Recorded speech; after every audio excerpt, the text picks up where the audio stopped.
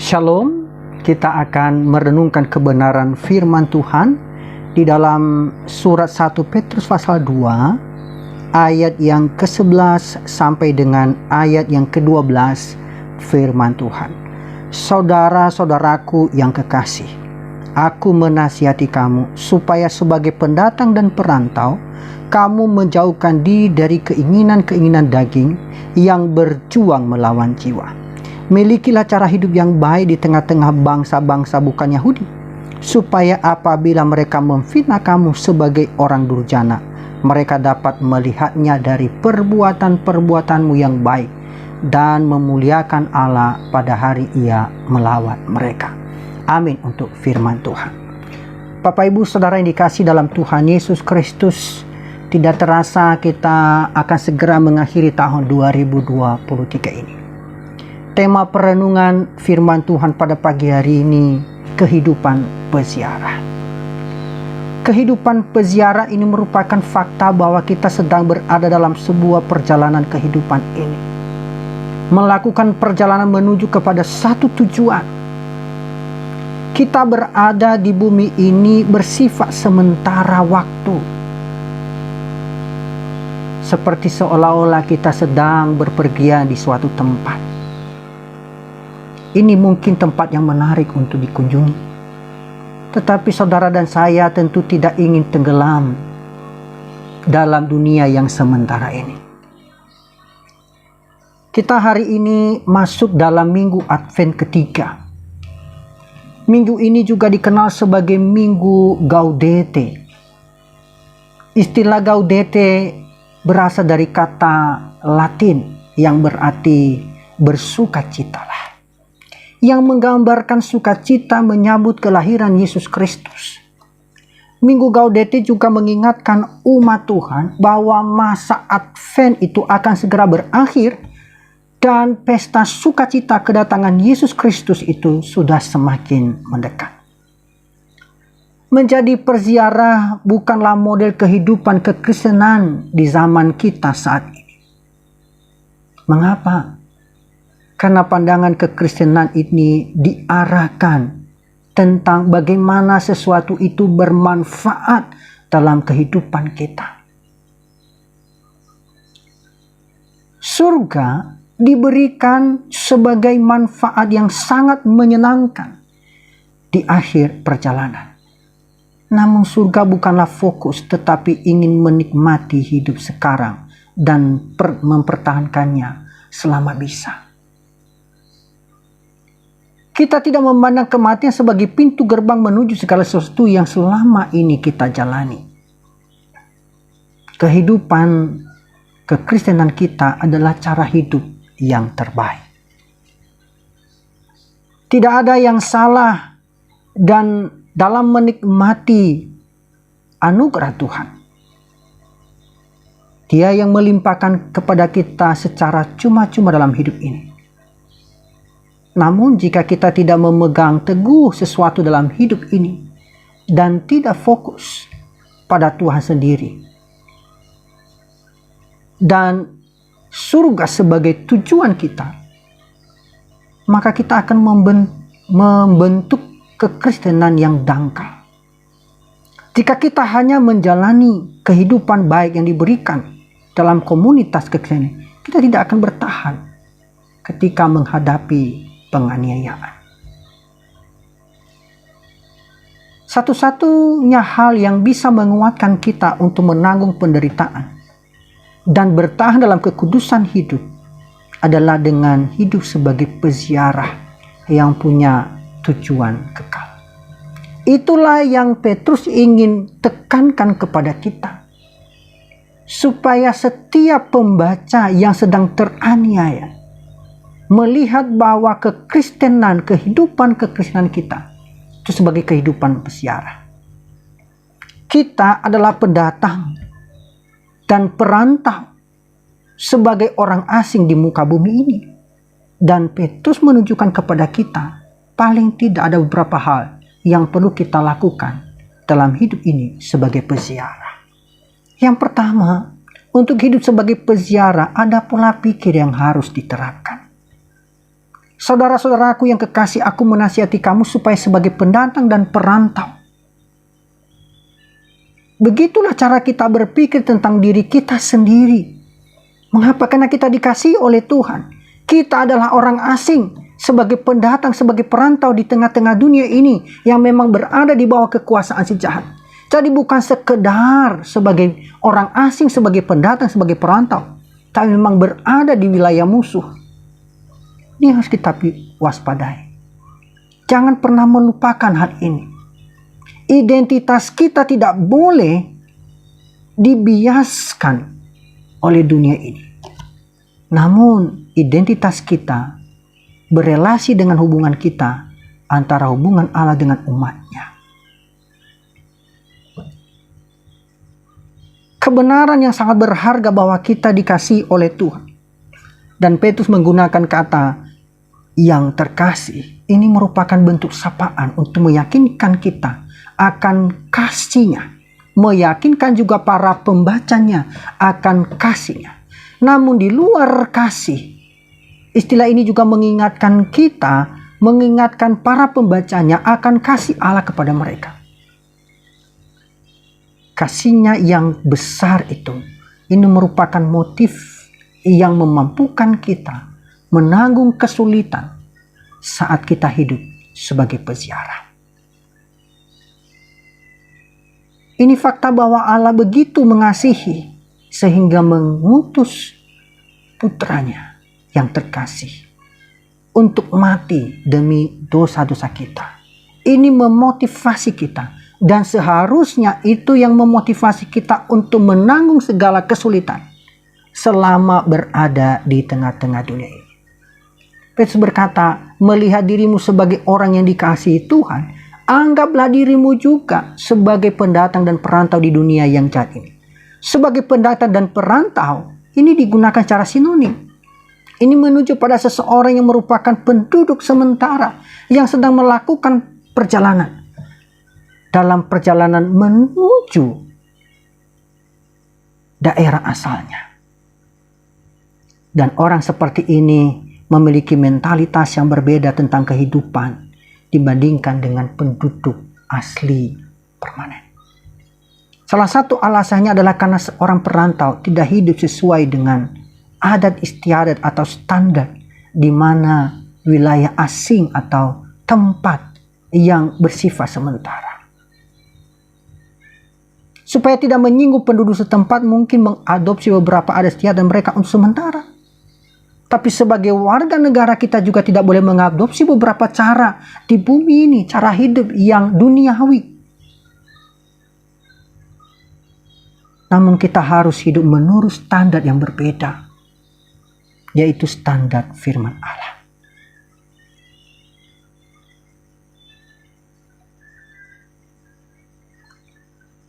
Saat menghadapi kematian,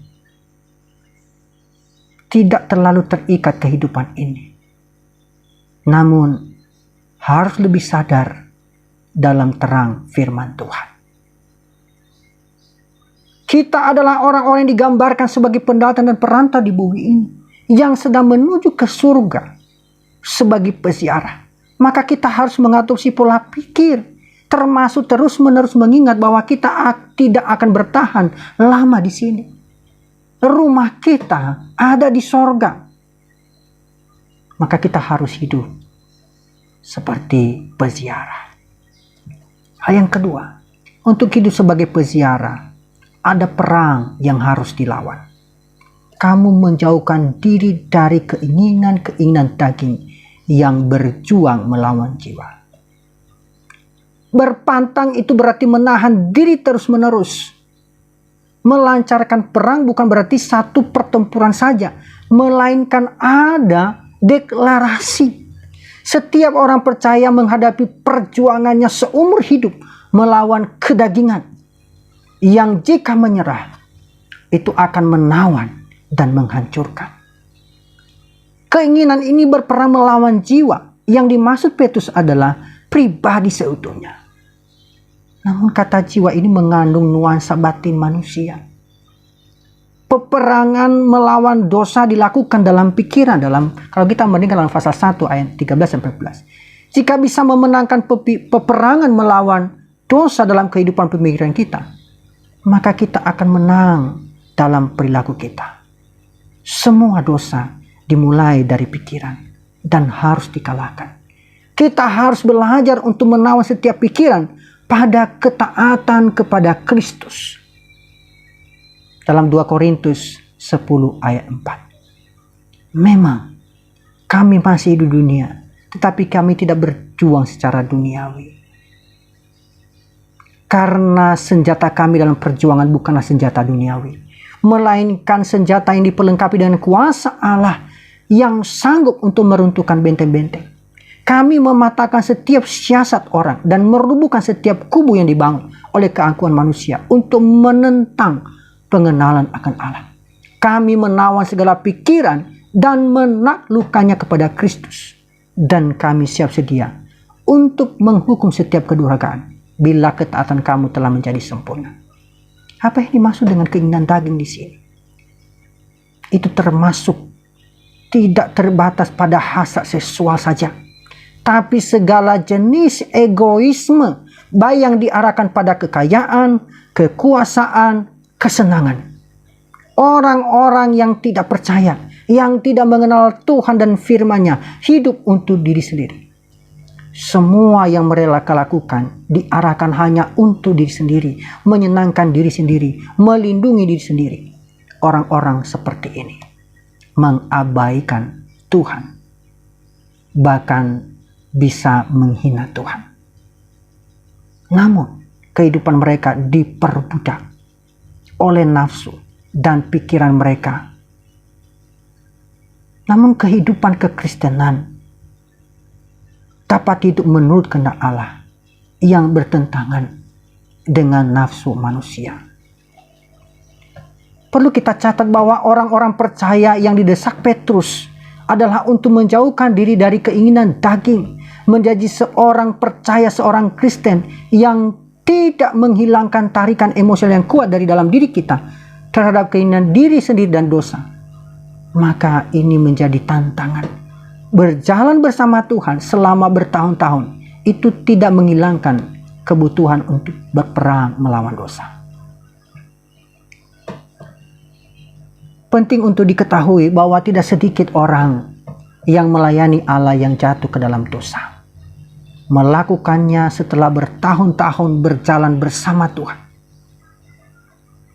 Dalam Alkitab, Nuh mabuk dan terekspos secara tidak senonoh setelah banjir. Daud adalah pria yang berkenan di hati Tuhan. Mungkin berusia awal 50-an ketika dia jatuh ke dalam dosa bersama Batseba. Iman Elia goyah setelah bertahun-tahun dengan berani memberitakan firman Tuhan kepada Ahab dan Izebel yang jahat. Hizkia, seorang raja yang bijaksana yang membawa perubahan besar, di akhir hidupnya terjerumus ke dalam dosa kesombongan. Selama kita hidup dalam tubuh ini, kita harus waspada dan berjuang melawan keinginan-keinginan untuk menempuh jalan kita sendiri dan memuaskan diri kita sendiri yang bertentangan dengan kehendak Tuhan. Sifat lama kita tidak terhapuskan pada saat pertobatan dan tidak melemah seiring bertambahnya usia. Kita berada dalam perang selama sisa waktu kita berada di dalam tubuh ini. Perhatikan dan perhatian kita bahwa kita mampu dan bertanggung jawab untuk menaati perintah Tuhan untuk menjauhkan diri dari keinginan daging seperti ini. Tentu keinginan daging seperti ini sangatlah kuat. Maka kata perang di sini mengacu pada perjuangan yang sengit, yang terus-menerus menyiratkan upaya yang cukup besar dari pihak kita. Jika kita menyerah, kita bisa menjadi budak. Namun, saudara, melalui iman yang menyelamatkan kepada Yesus Kristus dan melalui kuasa roh yang berdiam di dalam diri kita dan firman Allah, kita bisa menjauhkan diri dari keinginan ini. Kita bisa merasakan kemenangan yang kita peroleh dalam peperangan bersama dengan Tuhan. Jadi untuk hidup sebagai peziarah, ada pola pikir yang harus diterapkan. Sebagai pendatang, sebagai orang asing, sebagai perantau, ada peperangan, ada perjuangan yang harus diperjuangkan, yaitu menjauhkan diri dari nafsu keinginan daging kita. Hal yang ketiga yang kita renungkan bagian ini, untuk hidup sebagai peziarah, ada gaya hidup yang harus dijaga. Miliki cara hidup yang baik di tengah-tengah bangsa-bangsa bukan Yahudi. Jagalah tingkah lakumu yang baik di antara bangsa-bangsa lain. Kata perilaku ini digunakan berarti tingkah laku, cara hidup atau gaya hidup. Ini menunjukkan pada keseluruhan cita rasa hidup kita. Kata sangat baik itu berarti baik dalam arti indah atau menarik. Kehidupan kita harus ditandai dengan perbuatan baik yang sesuai dengan firman Tuhan. Namun juga dalam arti yang lebih rendah, dipandang menarik. Bahkan oleh budaya yang tidak bertuhan pun, yang tidak mengenal Tuhan. Mereka bisa melihat perbuatan yang baik. Dunia harus melihat umat percaya dan mengakui meskipun mereka tidak mengenal siapa kita.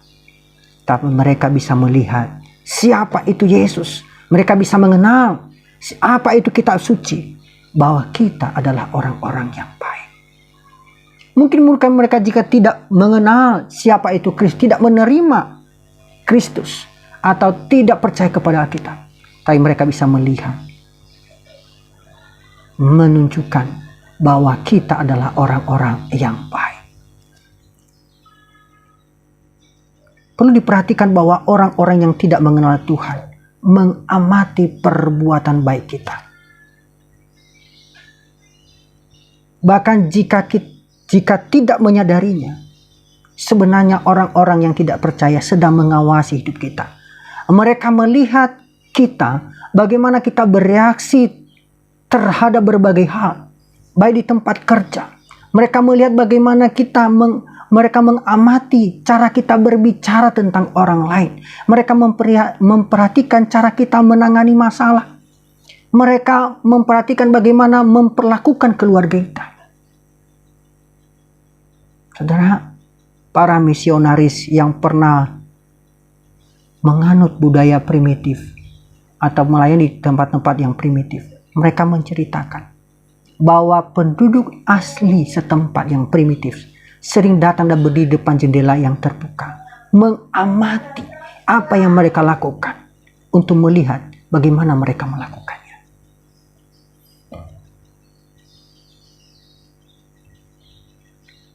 Di sini Petrus tidak begitu naif dengan berpikir bahwa perbuatan baik kita akan menghasilkan pertobatan langsung bagi mereka yang terhilang. Sebaliknya, karena iri hati, rasa bersalah, atau rasa tidak aman, mereka mungkin memfitnah kita. Seringkali mereka mencoba membuat kita hancur dan menjadi seperti mereka. Bahkan gereja mula-mula dituduh melakukan pembunuhan. Mereka dituduh sebagai pengkhianat. Namun, mereka disebut menolak untuk menyembah kaisar. Tapi di sini Petrus mengatakan bahwa sebagai peziarah kita harus mempertahankan gaya hidup yang menarik. Bahkan ketika menghadapi keburukan dari mereka yang tersesat, pada akhirnya akan menghasilkan kemuliaan Allah. Dan itu merupakan tujuan dari keseluruhan kehidupan kekristenan. Jadi sebagai peziarah di wilayah musuh, kita mengadopsi pola pikir sebagai pendatang atau perantau yang berperang melawan nafsu daging, mempertahankan gaya hidup yang melakukan perbuatan ini, bahkan ketika diperlakukan secara tidak adil atau salah oleh pihak lain.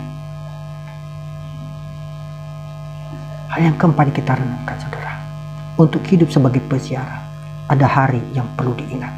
Petrus mengatakan bahwa mereka yang mengamati perbuatan baik kita, akan mereka dapat melihatnya dari perbuatan-perbuatanmu yang baik dan memuliakan Allah pada hari Ia melawat mereka.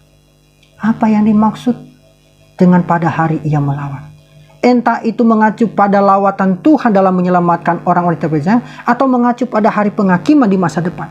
Tapi kebanyakan para komentator, para penafsir mengartikan bahwa orang-orang yang tidak percaya, yang memfitnah orang-orang percaya, akan memuliakan Tuhan ketika mereka kemudian diselamatkan sebagai hasil dari mengamati perbuatan baik orang-orang percaya. Saudara yang kasih dalam Tuhan Yesus Kristus, intinya sebagai peziarah selalu mengingat hari besar pada hari Ia melawan. Kita hidup sekarang dengan mengetahui bahwa suatu hari setiap orang harus berdiri di hadapan Tuhan, baik untuk mendapatkan pujian atau penghakiman, kutukan. Oleh karena itu, kita harus berusaha untuk hidup dengan mengingat hari itu, sehingga kita akan mendengar pernyataan, bagus sekali hambaku yang baik dan setia. Dan mengingat hari itu sudah dekat, kita harus berusaha meyakinkan mereka yang berjalan dalam menuju penghukuman akan menerima belas kasihan Tuhan sebelum terlambat. Saudara, sangat mudah untuk terjebak dalam gaya hidup yang serba instan dan sangat modern. Atau mungkin untuk diri sendiri. Maka kita harus mawas diri. Tuhan sedang memanggil untuk menjalani cara hidup yang radikal, yaitu kehidupan peziarah. Kita harus mengejar dan menikmati kenikmatan bersama dengan Tuhan daripada hidup demi kesenangan yang bersifat sementara hanya untuk diri sendiri.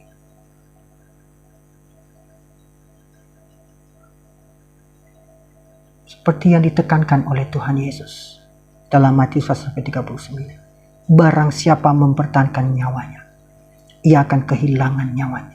Dan barang siapa kehilangan nyawanya karena aku, ia memperolehnya. Kamu pasti akan menemukan kehidupan yang sebenarnya. Saudara yang dikasihi dalam Tuhan Yesus Kristus, tentu untuk bertahan sebagai seorang peziarah, mari terus hidup sesuai dengan kebenaran firman Tuhan. Tidak mudah, tetapi saya yakin dan percaya penyertaan dan kuasa serta lawatan Tuhan akan terus nyata dalam kehidupan saudara dan saya. Tuhan Yesus memberkati.